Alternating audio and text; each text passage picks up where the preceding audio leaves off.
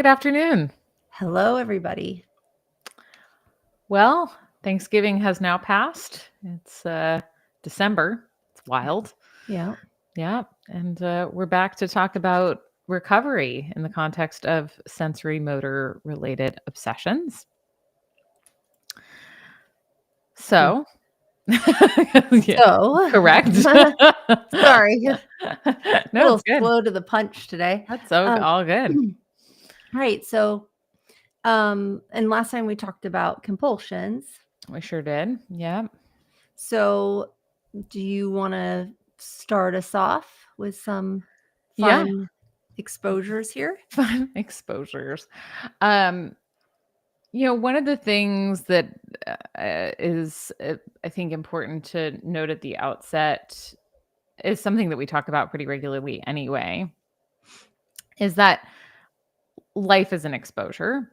And I think especially when you have these types of obsessions, you're being triggered all of the time. So one of the more important pieces from my vantage point is we're doing exposure with a view toward getting better at relating to triggers differently, right? That's why we do manufactured exposures, at least from the newer wave acceptance commitment therapy lens, which Kelley and I like to view things through. And so what we can do is really emphasize the response prevention piece of things, which in this context looks like dropping into acceptance. So I guess I'm not really answering the question of exposures off the bat, but I think that that's the umbrella, though. That's like the big overhead. Totally. And I think and foundation actually too, of we're going to do a manufactured exposure and we have to learn how to accept the incoming data without responding to it. Right. So, and I think that that's particularly true with this subtype because of the regularity with which folks are being triggered, and also kind of like what we were talking about last time, the idea that sometimes resistance is just like a gripping, right? It's a bracing against an experience. It's something much more subtle than trying to necessarily reassure yourself that you're never going to have this thought again. It can be tough to notice and tough to shift out of. And so a lot of it is I think of some of the metaphors that we use in ACT around the tug of war, right? Like the idea that we're constantly in a tug of war with our internal experiences that we don't like. So whether that's thoughts about being able to see your nose in your periphery, or feelings, or just the awareness itself, that you might find yourself in this tug of war trying to get free of this awareness. I just don't want to have this awareness. And the analog here is, can you just drop the rope? Yes, absolutely. Well said. And to put it in a concrete lens, right? And a very specific example might be, okay, I have the awareness of my nose. So a manufactured exposure, if you will, would be like we talked about last podcast, would be putting little dots everywhere that are stickers, which I meant to grab and show everyone, but you can get them at any really like Staples or anything like that. You can even get creative with it. Yeah. Yeah. You can even do just plain stickers, right? Like fun, exactly. Festive stickers, if you will. Totally. You can set alarms on your phone that say don't forget to check your nose. But here's the acceptance piece, is that, and the resistance that Lauren's referring to and dropping the rope with it, is that we can do an exposure like that where an alarm goes off 20 times in a day. And your job is to acknowledge, there's my nose, and intentionally looking at it, or just bringing up the feeling of it or awareness of it. Yeah. And then saying, I'm not going to engage with a dialogue mentally over, oh, when is this going to stop? When am I going to stop? Noticing my nose, that the dropping of the rope is quite literally like, there's my nose and that's it. Move Right. on. I There see it you. is. There it is. And your Does not mind's appear going to to be want going to, away. yeah. It appears that the nose is there. Like even in this conversation, I'm noticing it. And then I go, oh, okay, there it is.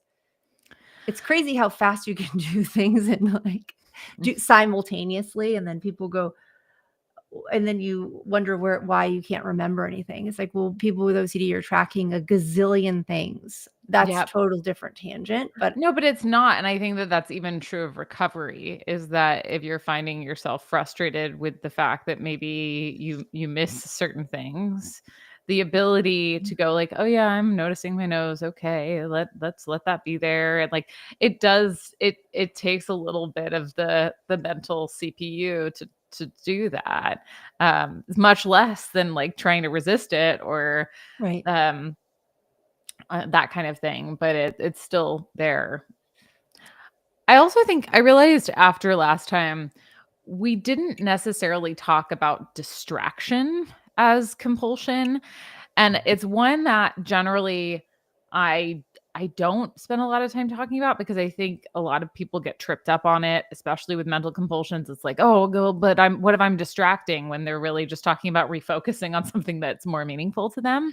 Yeah. Um, but I think that looking at the areas in which you might be in terms of the response prevention component of like, okay, you do the exposure, you've got the dots out, and all of a sudden you see one and you think, oh my gosh, I remember to think about your nose, right? Like you can see it in your periphery, it's there.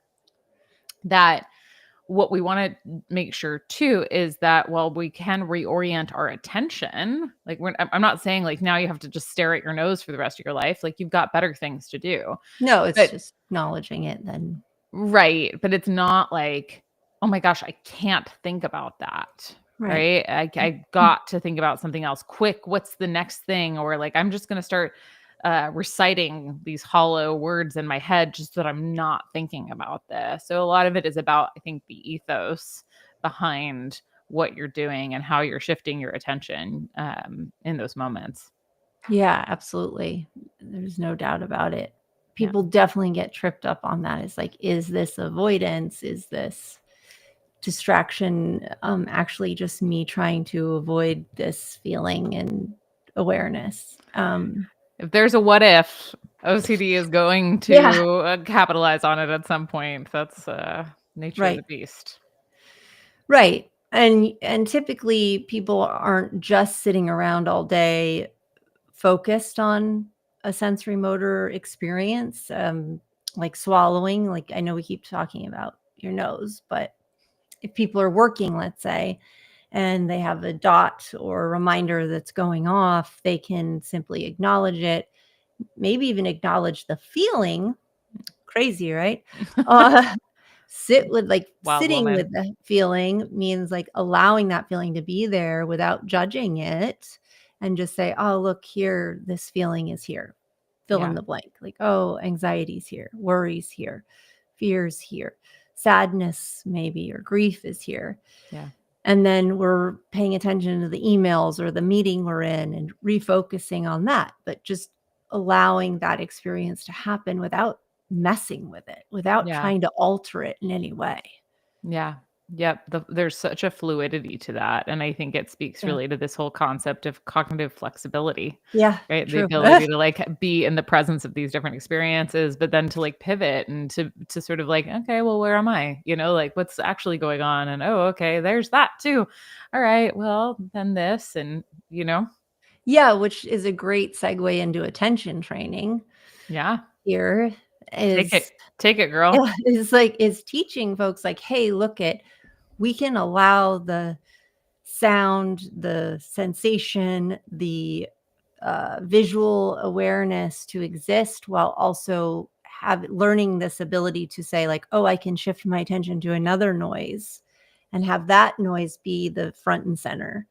Mhm. Or I can shift my visual attention to something else and make that the most important thing in the whole world. But also acknowledging that like your brain can hum at the other thing Mhm. while, right, shifting around. Totally. And I think that, I was going to say something in that regard. But yes, I think that's well said, is that you can have multiple experiences. This is what I was going to say. This is where the wishing too is something to look out for with the response prevention, as we talked about, I think last time, is it's so easy to go like, oh, my experience would be so much better if I didn't have this awareness. Right. I think that's where a lot of people get tripped up in the process of ERP. Especially this compulsion, this Right. subtype. Yes. Right. Because it's just, there's such an awareness of like, I just don't want to have this experience. So much resistance. Yeah. So keeping that in mind, that's a really quick pivot from, oh, I guess I'll accept this, but I don't want to accept this, or it sucks that I have to accept this, or why can't I just have a different experience? Which again, now we're like, we've lost the thread again. Goner. It's a goner. Yeah. Market zero, Smokey. You Yeah, know? it Yeah. is. Yeah. Yeah. But so going back though to the attention training, did you have more to say on that front? I think it's an important point. And yeah, I mean, I think I could be totally wrong. Please correct me if I am, but the book with that John Hirschfield and Shala Nicely. Everyday Mindfulness for Yes. OCD? Yeah. Everyday Mindfulness for OCD. One of their chapters, I believe, includes attention training, where they say, okay, let's listen to a song and let's go ahead and try to pull apart that song instrument by instrument. So let's say we're listening to a 3-minute song. There's guitar, there's drums, there's vocals. So for the next 30 seconds, we're going to focus and pull out audio in our own mind around just the guitar. And no matter how many distractions you're getting, like, let's try to train our attention to just that. And that speaks in really the broader sense of OCD, is like, we can choose to like really amplify certain aspects of our thinking and then go spotlight them. Yeah. Right. Spotlight them. And then to go, oh, wait, but there's all these other things going on. Yeah. Don't forget about all these other things that probably matter way more to you, for sure. But not to get hyper fixated on anything, because if we're like, oh, if I do this, it becomes compulsive, right? Like if I'm replacing this with trying to distract myself, then we're not doing it right. Right? Or avoiding it. Yes.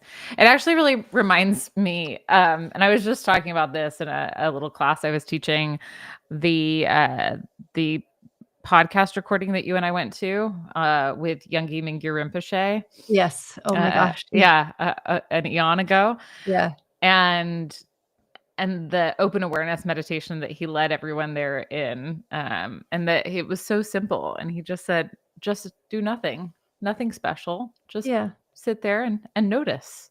Right. And like, I think we spent 5 minutes, just notice. And the instructions were so simple, but I think that speaks to this sort of gentleness of like, it's no big deal. We're just going to look and we're going to watch, and there's no need to resist anything. There's no, right. You're just being the observer of this whole experience. Right. And it might take a couple minutes before you kind of let go of the rope. Yeah. Right. It's like, oh, am I doing this right? Minutes, hours, whatever, days, lifetime. Well, true. I'm going off of my baseline. Yeah. It's very subjective. But not all of us have that ability to just quickly go into, oh, it's gentle, right? Like, no, it's violent at first. Drop the rope. Yeah. Are you doing this right? Are you avoiding? What am I supposed to be thinking about? But then you just notice that and then too. You go, oh, there's that. Okay. What else can I think about? Right. So much of it is just about expanding, right? And like around these experiences instead of contracting and trying to force them out of our bodies. Absolutely. It's funny you mentioned attentional training, because I haven't, guilty admission, I've not read the entirety of that book. I have that book, I think, over on this bookshelf somewhere, but I hadn't read that particular exercise. It might not be in that book. That's the problem. That's okay. So I've done that exercise before in a different yeah, context. I've done it with clients. I yeah. may have written about it in my book, actually. Sorry, John. Okay. All good. But Yeah. what I was going to say is that, that's where, and there hasn't, per what I've looked into, there hasn't been a ton of research into this, but where things like metacognitive therapy and Adrienne Wells, who really does practices around attentional training, I can see there being benefit to folks with OCD. But I mean, there's so much of it is just meditation. Basically, like different forms of meditation. I had a dear friend quip a long time ago that the best thing that psychology has come up with in all of its time existing is Buddhism. And that's not entirely true, right? Like No, there may it's not not. be any Yes. sort of belief around like any sort of Right. It's not a religious practice meditation, but yeah. no, but like the sort of philosophical Yeah. underpinnings of but it's funnier when you just let it be. Yeah. It's hilarious. Yes. Yeah. So yeah. What else? We're problem solvers. We want to fix it. We Our sure brain. do. Our sweet little brains. It's trying too hard. Yeah. Yeah, exactly. It is. Can you think of any other exposures? I know some of them that one that I keep thinking about is someone who was obsessed with, let's say, swallowing. It's like using a scarf to bring attention to like the sensation of their neck and their throat. Yep. I know for me, it's really funny. I can speak to the fact that, and I don't really have that. I've never had that particular obsession, but when it comes up in the context of sessions, when people I work with have that, I will immediately start thinking about swallowing more. I know, right? Yeah. I mean, it's come up intermittently. It's just never been a major theme for me. That's what I mean by that. But so in any case, I think that having, someone in your life be the reminder app on your phone could also be something that you could play with. If you were so inclined, and you could get silly with it. We talked about the stickers, like you could find, I don't know, some sort of, character that gulps a lot. Like I can't think of a cartoon character, but that whole like cartoon like gulp, like you can put that everywhere. So like you're really thinking about that, or like if it's your nose in your periphery, you might just find a cartoon character that's got a big nose, right? Or done. Something we could bring a little bit of playfulness and levity to it as well. Always. Or if your bestie happens to have OCD, you could just text them about it intermittently with an emoji of a with nose. a big nose emoji. Right. I think also you could do an imaginal. That, I mean, I think, yeah, right. I'll never stop thinking about my sensation of my left toe. It will interrupt my enjoyment and fulfillment of life. Yep. All of those things. Right. And just reading that over and over again and not responding. It's another good option. The thing I think with the subtype is that a lot of the time people don't avoid the triggers because they're so pervasive. Right. So when we look at exposure work in the traditional sense, it's really meant to address the avoidance piece, right? Like definitely. This is unique. Yeah, in that, yeah. But I love the dots. Or the stickers, or the with all the subtypes, right? It's like just a visual cue of like, oh, I have to do an exposure now. Absolutely.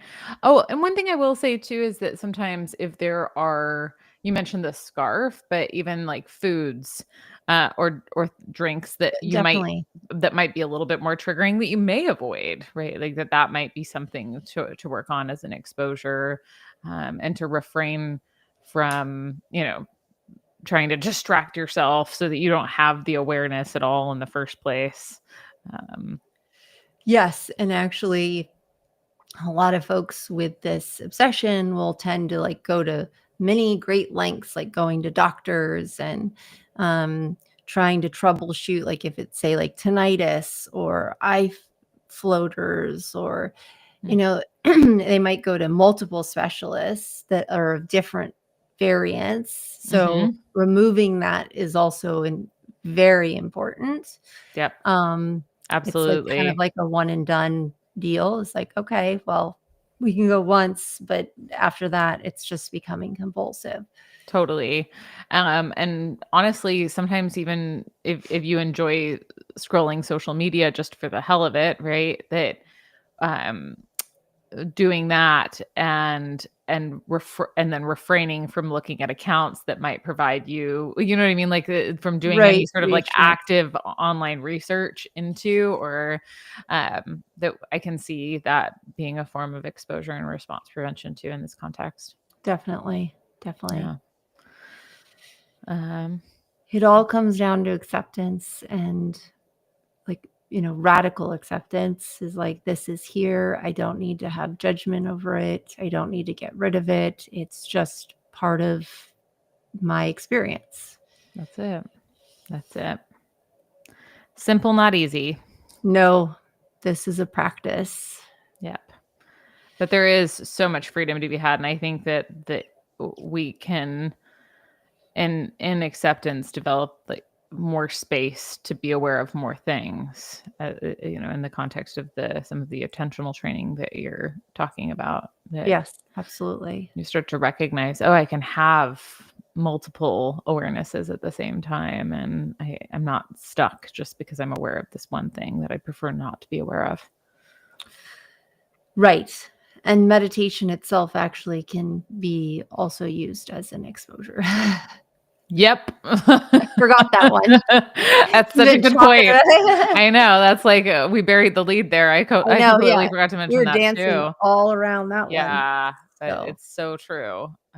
it's usually one of, the top exposures actually for people.